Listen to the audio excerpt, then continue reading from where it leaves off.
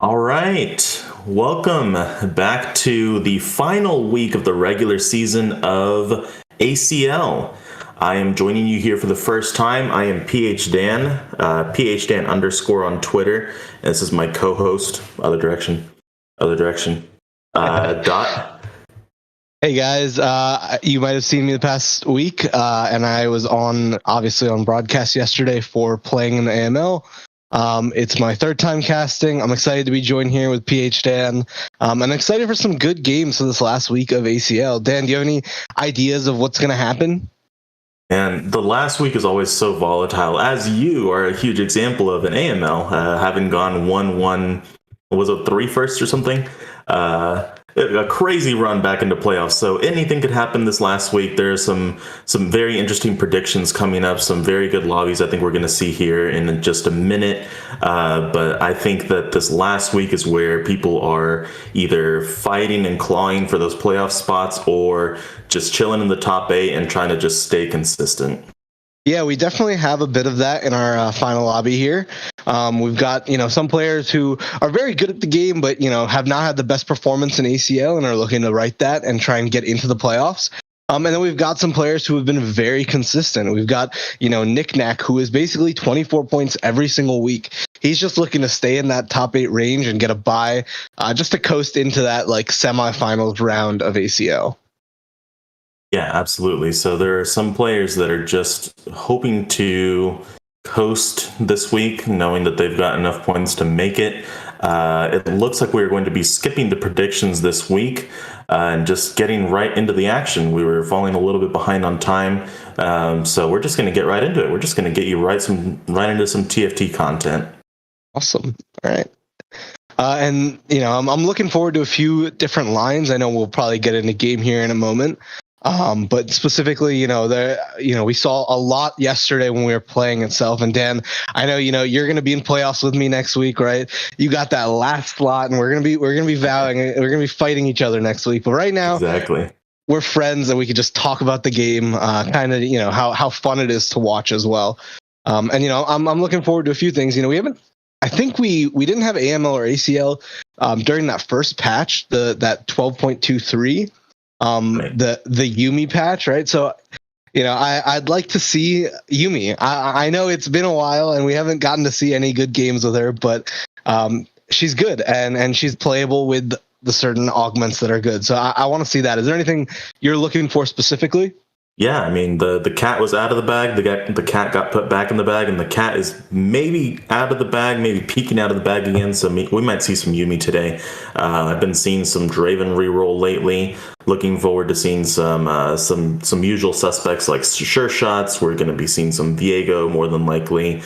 So we're going to see some very standard comps, I think. But I'm also looking forward to seeing what players can do with reroll angles or just maybe some non-traditional frontline backline combinations here that I think the metagame has opened up enough to let us see. Yep. All right. I'm excited to get into this. I think we're about to get into there. You said, the cat's out of the bag, and I like to think, I'm hoping we get to see a cat with a hat. All right. I'm hoping the Rabadon's Yuumi happens so I can make that joke. I know I'm already prepped for it. I'm so excited for that. But if it doesn't happen, it doesn't happen. And I think a lot of people we got to a chance to look at their LoL chesses beforehand and see what they've been doing in solo queue. A lot of people are playing pretty flex. Some people are playing high roll AP boards with tiers. Some people are playing Sure Shots, and I think we're going to see a lot of that today as well. People want to go into Samira and really get to that Aphelios who, they over buffed and while nerfing his purple gun. So, you get an IE, you get any form of damage on him, and he'll just wipe a backline pretty quickly. And then we'll have laser core. So hopefully we see some cool lines and we get some good gameplay today. Yeah, sounds fantastic. And so we're stacking cat metaphors on this Yuumi comp, just like the heart trait stacks AP. And with that, we're hopefully going to see some really stacked games here as we go into game 1. I think the lobby is starting here soon, if I'm not mistaken. Looks like we're on the first carousel. Everyone's looking to either get a glove, a belt, or a tier. The tiers are not very wanted on this first carousel. Yeah, it's pretty interesting to me that nobody's taking tier. We had one game like this yesterday, and I think tier is actually viable because there are a few things that are pretty good with it. You can always go redemption if you get a belt. You can still slam Hodge. It's suboptimal. It's not the best healing item because Gunblade is so good, but it's not terrible. And then there's the JG. There's also the Shiv, which is extremely powerful in both Laser Core and Kaisa. So it's kind of flexible still. Glove and belt kind of will also be very flexible items here. Absolutely, and we're starting off with Knickknack's perspective, the highest seeded player in this lobby, one of the players that is looking to hopefully just coast this week, keep it consistent, keep the points coming. Looking to start off with a Wukong frontline, Ashe backline, just standard early game stuff here. Looking to see what he gets out of his PvE orbs. Ooh, a Last Whisper here. Yeah, so he's got Last Whisper and an extra glove if he wants it. He's got an Ashe who can be that carrier, probably Wukong pair here. And I'm looking forward to Knickknack's play style. I think he plays very, consistent, goes for the top 4, sometimes second or third. Not too many firsts, but he'll always kind of get that top 4. And that's why he's here. That's why he's in the top 8, and that's why he's probably going to do well again today because he plays a very consistent play style. And it's going to really be up to those people at the bottom of the ladder right now, at the bottom of the ACL ladder specifically, to see if they can outplace him in these games. Yeah, absolutely. And you don't have to place anything. You don't have to get firsts to qualify for playoffs, as evidenced by me. I grabbed that very last spot without a single first this season. So we're looking at some Prankster Crest, Double Trouble, or Axiomark. It's a tough choice for first augment. You can see him looking at it like, I don't know what the heck I'm supposed to take here. Yeah, it's a tough choice. I think, that was a good option to reroll. I think Prankster Crest is also very good. Yeah, I think Prankster Crest probably would have put him in a tight spot early game, and so he chooses to re-roll there, ends up taking Phony Frontline. Probably the correct decision there to re-roll, honestly. But it does put him in a tight spot when it comes to hero augments later, so we'll see how he handles that. Trade spot here, looking like a really solid recon angle here with a Vayne pair, Cho'Gath pair, Kaisa already. Incredible. Yeah, this is amazing. I mean, his Threes company must have given him some variation of all these 3 costs. And he's also got the Ashe pair too to put in at next level. So he's in a great spot, getting TG as well. TG Cho'Gath on the recons is extremely strong. He'll actually do a lot of damage and get some frontline from that. And he's holding these other units like the Yasuos and the Blitzcrank in case he can play strongest board, because putting in an Ashe at level 5 isn't even that strong if he can actually put in a different 2-star unit. Yeah, absolutely. And it's the TG switched out, and I was like, did he sell that Cho'Gath? No, it looks like the TG's coming in with a Shroud, which is going to be really good for him early on. Just shroud a player, keep that win streak coming along. Yeah, let's see him rat somebody out here. And Trade is an interesting person. He actually made the Defender Cup, and I assume he's going to be looking to also make the Corrupted Cup this time around. And he plays really, really flex in solo queue. A little bit of AP, a little bit of AD. Looks like this game he's going to be playing Task Manager for now. We're going to be playing some Task Manager on this round. It's a pretty fun game. So here, what you can't see going on behind here is the recon action happening. Now we can see it. The Cho'Gath's going to town on these dummies, and then also hitting the target dummies as well. So it looks like another easy win for Trade here. Yeah, Trade is in a great spot. He's probably going to be looking for Gunblade on this next carousel to try and solidify some healing. It's probably the most important Kaisa item.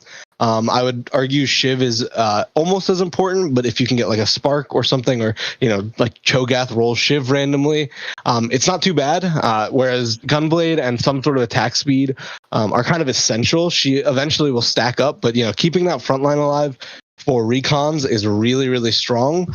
And that's part of why, there are some augments that even though they seem like normal, like consistent combat augments, something like a second wind, is extremely strong in this recon comp if he can get something like that.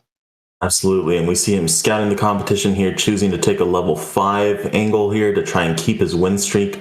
Is it going to be enough against the frontline dummies laser core Senna that we've seen from Knickknack? We'll find out here. It's looking a little close. It's looking a little precarious here in this fight. We see both of the recons targeting the dummy first. Is Laser Core going to be able to finish off this Kaisa? Not quite.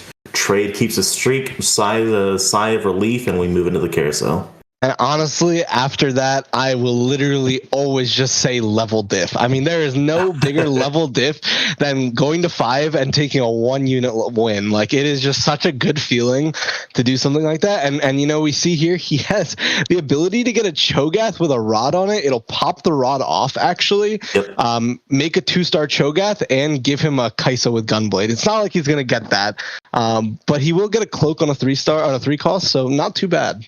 Yep, absolute best case scenario for him would have been that, and I wonder if Knickknack looked at it and said, you know what, I'm going to try to deny that, or if he just legitimately wanted the rod, because both are viable options here.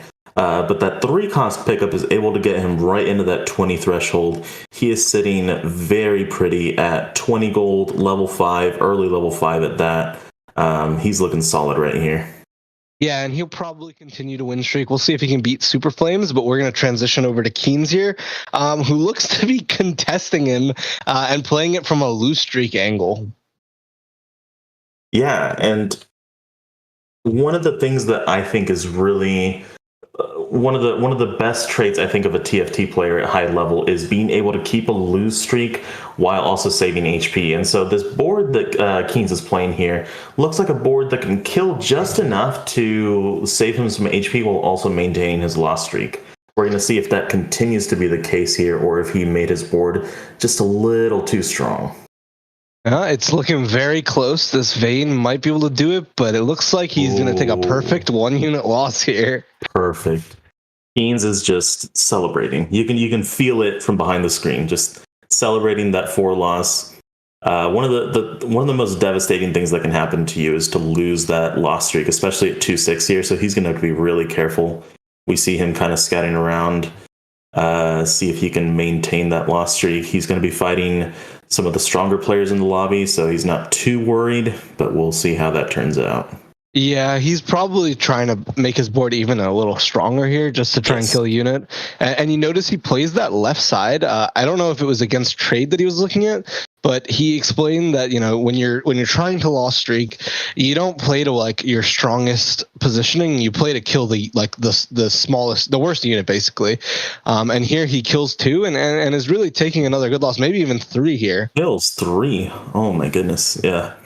Phenomenal loss to someone who has a very strong board. Trade was looking very dominant. Oh, Trade actually lost his win streak last round. Yeah, so Trade is 4 win streakers going into Krugs. Yeah, Trade seems to be in a tough spot now, only making 20 there and losing his streak. So and then winning again, so he's not making any interest here. He was trying to make his board a little weaker by positioning some units in the front line.